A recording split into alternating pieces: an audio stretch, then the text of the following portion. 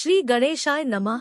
जय श्री मन नारायण। प्रिय भक्तगणों, श्री महादेव जी कहते हैं, प्रिय गीता के वर्णन से संबंध रखने वाली कथा और विश्वरूप अध्याय के पावन महात्म्य को श्रवण करो। विशाल नेत्रों वाली पार्वती। इस अध्याय के महात्म्य का पूरा वर्णन नहीं किया जा सकता। इसके संबंध में सहस्रों कथाएं हैं। उनमें से एक यहाँ कही जाती है। प्रणीता नदी के तट पर मेघंकर नाम से विख्यात एक बहुत बड़ा नगर है। उसके प्राकार, चारदीवारी और गोपुर द्वार बहुत ऊंचे हैं। वहाँ बड़ी बड़ी विश्रामशालाएं हैं, जिनमें सोने के खंभे शोभा दे रहे हैं। उस नगर में श्रीमान, सुखी, शांत, सदाचारी तथा जितेंद्रिय मनुष्यों का निवास है। वहाँ हाथ में शारंग नामक धनुष धारण करने वाले जगदीश्वर भगवान विष्णु विराजमान है। वे परब्रह्म के साकार स्वरूप हैं, संसार के नेत्रों को जीवन प्रदान करने वाले हैं। उनका गौरवपूर्ण श्री विग्रह भगवती लक्ष्मी के नेत्रकमलों द्वारा पूजित होता है। भगवान की वह झांकी वामन अवतार की है। मेघ के समान उनका श्यामवर्ण तथा कोमल आकृति है। वक्षस्थल पर श्रीवत्स का चिन्ह शोभा पाता है। वे कमल और वनमाला से सुशोभित हैं। अनेक प्रकार के आभूषणों से सुशोभित हो भगवान वामन रत्नयुक्त समुद्र के सदृश जान पड़ते हैं। पीतांबर से उनके श्याम विग्रह की कांति ऐसी प्रतीत होती है, मानो चमकती हुई बिजली से घिरा हुआ स्निग्ध मेघ शोभा पा रहा हो। उन भगवान वामन का दर्शन करके जीव जन्म और संसार के बंधन से मुक्त हो जाता है। उस नगर में मेखला नामक महान तीर्थ है, जिसमें स्नान करके मनुष्य शाश्वत वैकुंठ धाम को प्राप्त होता है। वहाँ जगत के स्वामी करुणासागर भगवान नृसिंह का दर्शन करने से मनुष्य के 7 जन्मों के किए हुए घोर पाप से छुटकारा पा जाता है। जो मनुष्य मेखला में गणेश जी का दर्शन करता है, वह सदा दुस्तर विघ्नों से पार हो जाता है। उसी मेघंकर नगर में कोई श्रेष्ठ ब्राह्मण थे, जो ब्रह्मचर्य प्रायण, ममता और अहंकार से रहित, वेद शास्त्रों में प्रवीण, जितेंद्रिय तथा भगवान वासुदेव के शरणागत थे। उनका नाम सुनंद था। प्रिय, वे शारंग धनुष धारण करने वाले भगवान के पास गीता के 11वें अध्याय विश्वरूप दर्शनियों का पाठ किया करते थे। उस अध्याय के प्रभाव से उन्हें ब्रह्म ज्ञान की प्राप्ति हो गई थी। परमानंद संदो से पूर्ण उत्तम ज्ञानमयी समाधि के द्वारा इंद्रियों के अंतर्मुख हो जाने के कारण वे निश्चल स्थिति को प्राप्त हो गए थे और सदा जीवन मुक्त योगी की स्थिति में रहते थे। एक समय जब बृहस्पति सिंह राशि पर स्थित थे, महायोगी सुनंद ने गोदावरी तीर्थ की यात्रा आरंभ की। वे क्रमशः विरज तीर्थ, तारा तीर्थ, कपिला संगम, अष्टतीर्थ, कपिलाद्वार, नृसिंहवन, अंबिकापुरी तथा करस्थानपुर आदि क्षेत्रों में स्नान और दर्शन करते हुए विवाद मंडप नामक नगर में आए। वहां उन्होंने प्रत्येक घर में जाकर अपने ठहरने के लिए स्थान मांगा, परंतु कहीं भी उन्हें स्थान नहीं मिला। अंत में गांव के मुखिया ने उन्हें बहुत बड़ी धर्मशाला दिखा दी। ब्राह्मण ने साथियों सहित उसके भीतर जाकर रात में निवास किया। सबेरा होने पर उन्होंने अपने को तो धर्मशाला के बाहर पाया, किंतु उनके और साथी नहीं दिखाई दिए। वे उन्हें खोजने के लिए चले। इतने में ही ग्रामपाल, मुखिए से उनकी भेंट हो गई। ग्रामपाल ने कहा, हम मुनि श्रेष्ठ, तुम सब प्रकार से दीर्घायु जान पड़ते हो। सौभाग्यशाली तथा पुण्यवान पुरुषों में तुम सबसे पवित्र हो। तुम्हारे भीतर कोई लोकोत्तर प्रभाव विद्यमान है। तुम्हारे साथी कहाँ गए? कैसे इस भवन से बाहर हुए? इसका पता लगाओ। मैं तुम्हारे सामने इतना ही कहता हूँ कि तुम्हारे जैसा तपस्वी मुझे दूसरा कोई दिखाई नहीं देता। विप्रवर, तुम्हें किस महामंत्र का ज्ञान है? किस विद्या का आश्रय लेते हो तथा किस देवता की दया से तुम्हें अलौकिक शक्ति प्राप्त हो गई है? भगवान, कृपा करके इस गांव में रहो। मैं तुम्हारी सब प्रकार से सेवा शुश्रूषा करूंगा। यह कहकर ग्रामपाल ने मुनीश्वर सुनंद को अपने गांव में ठहरा लिया। वह दिन रात बड़ी भक्ति से उसकी सेवा टहल करने लगा।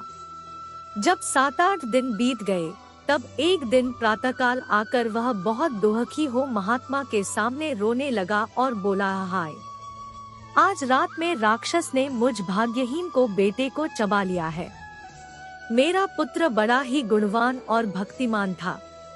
ग्रामपाल के इस प्रकार कहने पर योगी सुनंद ने पूछा, कहाँ है वह राक्षस और किस प्रकार उसने तुम्हारे पुत्र का भक्षण किया है? ग्रामपाल बोला, ब्राह्मण, इस नगर में एक बड़ा भयंकर नरभक्षी राक्षस रहता है। वह प्रतिदिन आकर इस नगर में मनुष्यों को खा लिया करता था। तब एक दिन समस्त नगरवासियों ने मिलकर उससे प्रार्थना की, यह राक्षस, तुम हम सब लोगों की रक्षा करो, हम तुम्हारे लिए भोजन की व्यवस्था किए देते हैं। यहाँ बाहर के जो पथिक रात में आकर नींद लेंगे, उनको खा जाना। इस प्रकार नागरिक मनुष्यों ने गांव के मुझ मुखिया द्वारा इस धर्मशाला में भेजे हुए पथिकों को ही राक्षस का आहार निश्चित किया। अपने प्राणों की रक्षा करने के लिए उन्हें ऐसा करना पड़ा। आप भी अन्य राहगीरों के साथ इस घर में आकर सोए थे, किंतु राक्षस ने उन सब को तो खा लिया, केवल तुम्हें छोड़ दिया है। द्विजोतम, तुम में ऐसा क्या प्रभाव है, इस बात को तुम ही जानते हो। इस समय मेरे पुत्र का एक मित्र आया था, किंतु मैं उसे पहचान न सका। वह मेरे पुत्र को बहुत ही प्रिय था, किंतु अन्य राहगीरों के साथ उसे भी मैंने उसी धर्मशाला में भेज दिया। मेरे पुत्र ने जब सुना कि मेरा मित्र भी उसमें प्रवेश कर गया है, तब वह उसे वहां से ले आने के लिए गया, परंतु राक्षस ने उसे भी खा लिया। आज सवेरे मैंने बहुत दुखी होकर उस पिशाच से पूछा, हो दुष्टात्मन, तूने रात में मेरे पुत्र को भी खा लिया। तेरे पेट में पड़ा हुआ मेरा पुत्र जिससे जीवित हो सके, ऐसा कोई उपाय यदि हो तो बता। राक्षस ने कहा, ग्रामपाल, धर्मशाला के भीतर घुसे हुए तुम्हारे पुत्र को न जानने के कारण मैंने भक्षण किया है। अन्य पथिकों के साथ तुम्हारा पुत्र भी अनजाने में ही मेरा ग्रास बन गया है। वह मेरे उदर में जिस प्रकार जीवित और रक्षित रह सकता है, वह उपाय स्वयं विधाता ने ही कर दिया है। जो ब्राह्मण सदा गीता के 11वें अध्याय का पाठ करता हो, उसके प्रभाव से मेरी मुक्ति होगी और मरे हुओं को पुनः जीवन प्राप्त होगा। यहाँ कोई ब्राह्मण रहते हैं जिनको मैंने एक दिन धर्मशाला से बाहर कर दिया था। वे निरंतर गीता के 11वें अध्याय का जप किया करते हैं। इस अध्याय के मंत्र से 7 बार अभिमंत्रित करके यदि वे मेरे ऊपर जल का छींटा दे तो निःसंदेह मेरा शाप से उद्धार हो जाएगा। इस प्रकार उस राक्षस का संदेश पाकर मैं तुम्हारे निकट आया हूँ। ग्रामपाल बोला, ब्राह्मण, पहले इस गांव में कोई किसान ब्राह्मण रहता था। एक दिन वह अगहनी के खेत की क्यारियों की रक्षा करने में लगा था। वहां से थोड़ी ही दूर पर एक बहुत बड़ा गिद्ध किसी राही को मार कर खा रहा था। उसी समय एक तपस्वी कहीं से आ निकले, जो उस राही को लिए दूर से ही दया दिखाते आ रहे थे। गिद्ध उस राही को खाकर आकाश में उड़ गया। तब उस तपस्वी ने उस किसान से कहा, हो दुष्ट हलवाहे, तुझे धिक्कार है, तू बड़ा ही कठोर और निर्दयी है। दूसरे की रक्षा से मुंह मोड़कर केवल पेट पालने के धंधे में लगा है। तेरा जीवन नष्ट प्राय है। अरे, शक्ति होते हुए भी जो चोर, दाढ़ वाले जीव, सर्प, शत्रु, अग्नि, विष, जल, गीध, राक्षस, भूत तथा बेताल आदि के द्वारा घायल हुए मनुष्यों की उपेक्षा करता है, वह उनके वध का फल पाता है। जो शक्तिशाली होकर भी चोर आदि के चंगुल में फंसे हुए ब्राह्मण को छुड़ाने की चेष्टा नहीं करता, वह घोर नरक में पड़ता है और पुनः भेड़िए की योनि में जन्म लेता है। जो वन में मारे जाते हुए तथा गिद्ध और व्याघ्र की दृष्टि में पड़े हुए जीव की रक्षा के लिए छोड़ छोड़ो की पुकार करता है, वह परम गति को प्राप्त होता है। जो मनुष्य गौओं की रक्षा के लिए व्याघ्र, भील तथा दुष्ट राजाओं के हाथ से मारे जाते हैं, वे भगवान विष्णु के परम पद को प्राप्त होते हैं, जो योगियों के लिए भी दुर्लभ है। सहस्र अश्वमेध और 100 वाजपेय यज्ञ मिलकर शरणागत रक्षा की 16वीं कला के बराबर भी नहीं हो सकते। दीन तथा भयभीत जीव की उपेक्षा करने से पुण्यवान पुरुष भी समय आने पर कुंभीपाक नामक नरक में पकाया जाता है। तूने दुष्ट गिद्ध के द्वारा खाए जाते हुए राही को देखकर उसे बचाने में समर्थ होते हुए भी जो उसकी रक्षा नहीं की, इससे तू निर्दयी जान पड़ता है, अतः तू राक्षस हो जा। हलवाहा बोला, महात्मन, मैं यहाँ उपस्थित अवश्य था, किंतु मेरे नेत्र बहुत देर से खेत की रक्षा में लगे थे, अतः पास होने पर भी गिद्ध के द्वारा मारे जाते हुए इस मनुष्य को मैं नहीं जान सका। अतः मुझ दीन पर आपको अनुग्रह करना चाहिए।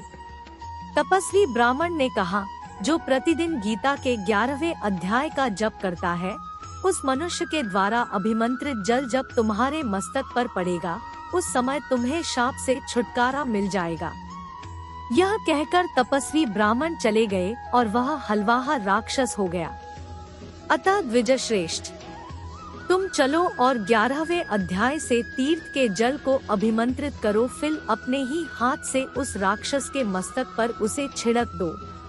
ग्रामपाल की यह सारी प्रार्थना सुनकर ब्राह्मण के हृदय में करुणा भर आई। वे बहुत अच्छा कहकर उसके साथ राक्षस के निकट गए। वे ब्राह्मण योगी थे। उन्होंने विश्वरूप दर्शन नामक 11वें अध्याय से जल अभिमंत्रित करके उस राक्षस के मस्तक पर डाला। गीता के 11वें अध्याय के प्रभाव से वह शाप से मुक्त हो गया। उसने राक्षस देह का परित्याग करके चतुर्भुज रूप धारण कर लिया तथा उसने जिन सहस्रों प्राणियों का भक्षण किया था, वे भी शंख, चक्र और गदा धारण किए हुए चतुर्भुज रूप हो गए। तत्पश्चात वे सभी विमान पर आरूढ़ हुए। इतने में ही ग्रामपाल ने राक्षस से कहा, है निशाचर, मेरा पुत्र कौन है, उसे दिखाओ।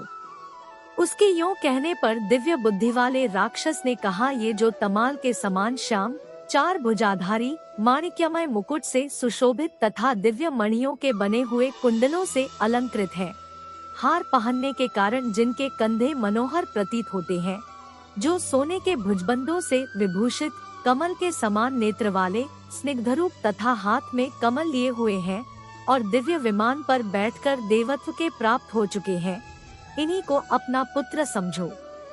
यह सुनकर ग्रामपाल ने उसी रूप में अपने पुत्र को देखा और उसे अपने घर ले जाना चाहा। यह देख उसका पुत्र हंस पड़ा और इस प्रकार कहने लगा। पुत्र बोला, ग्रामपाल, कई बार तुम भी मेरे पुत्र हो चुके हो। पहले मैं तुम्हारा पुत्र था, किंतु अब देवता हो गया हूँ। इन ब्राह्मण देवता के प्रसाद से वैकुंठ धाम को जाऊंगा। देखो, यह निशाचर भी चतुर्भुज रूप को प्राप्त हो गया। 11वें अध्याय के महात्म्य से यह सब लोगों के साथ श्री विष्णु धाम को जा रहा है। आता तुम भी इन ब्राह्मण देव से गीता के 11वें अध्याय का अध्ययन करो और निरंतर उसका जप करते रहो। इसमें संदेह नहीं कि तुम्हारी भी ऐसी ही उत्तम गति होगी। तात, मनुष्यों के लिए साधु पुरुषों का संग सर्वथा दुर्लभ है, वह भी इस समय तुम्हें प्राप्त है। आता अपना अभीष्ट सिद्ध करो। धन, भोग, दान, यज्ञ, तपस्या और पूर्व कर्मों से क्या लेना है। विश्वरूपाध्याय के पाठ से ही परम कल्याण की प्राप्त हो जाती है। पूर्णानंद संदोह स्वरूप श्री कृष्ण नामक ब्रह्मा के मुख से कुरुक्षेत्र में अपने मित्र अर्जुन के प्रति जो अमृतमय उपदेश निकला था, वही श्री विष्णु का परम तात्विक रूप है। तुम उसी का चिंतन करो। वह मोक्ष के लिए प्रसिद्ध रसायन, संसार भय से डरे हुए मनुष्यों की आधि व्याधि का विनाशक तथा अनेक जन्म के दोहकों का नाश करने वाला है। मैं उसके सिवा दूसरे किसी साधन को ऐसा नहीं देखता, अतः उसी का अभ्यास करो। श्री महादेव कहते हैं। यह कहकर वह सबके साथ श्री विष्णु के परम धाम को चला गया। तब ग्रामपाल ने ब्राह्मण के मुख से उस अध्याय को पढ़ा, फिर वे दोनों ही उसके महात्म्य से विष्णुधाम को चले गए। पार्वती। इस प्रकार तुम्हें 11वें अध्याय की महात्म्य की कथा सुनाई है। इसके श्रवण मात्र से महान पातकों का नाश हो जाता है। अर्जुन की भक्ति को बढ़ाने और तीव्र करने के लिए श्री कृष्ण ने पिछले अध्याय में अपनी दिव्य विभूतियों ऐश्वर्य का वर्णन किया था। अंत में उन्होंने उल्लेख किया था कि सारी सुंदरता, महिमा और शक्ति उनकी अथाह महिमा की एक चिंगारी मात्र है। यह सुनकर अर्जुन उत्सुक हो गए। इस अध्याय में वह भगवान से अपना विश्वरूप या अनंत ब्रह्मांडीय रूप दिखाने का अनुरोध करता है। श्री कृष्ण अर्जुन को अपने अनंत रूप को देखने के लिए दिव्य दृष्टि प्रदान करते हैं, जिसमें सभी ब्रह्मांड शामिल है। अर्जुन असीमित भुजाओं, मुखों और पेट वाले देवों के देव के शरीर में संपूर्ण सृष्टि को देखता है। इसका कोई आरंभ या अंत नहीं है और यह सभी दिशाओं में असीमित रूप से फैला हुआ है। उनकी चमक आकाश में एक साथ चमकते हजारों सूर्यों के समान है। यह दृश्य अर्जुन को चकित कर देता है और उसके रोंगटे खड़े हो जाते हैं। वह देखता है कि तीनों लोग ईश्वर के नियमों के भय से कांप रहे हैं और दिव्य देवता उसका आश्रय ले रहे हैं। वह कई संतों को प्रार्थना करते और ईश्वर की स्तुति करते हुए भजन गाते हुए देख सकता है। तब अर्जुन ने देखा कि कौरव अपने सहयोगियों के साथ इस विकराल रूप में मुख में आ रहे हैं, जो पतंगों के समान बड़े वेग से आग की ओर नष्ट होने के लिए दौड़ रहे हैं। इस सार्वभौमिक रूप को देखकर अर्जुन स्वीकार करता है कि उसका दिल और दिमाग डर से अस्थिर है।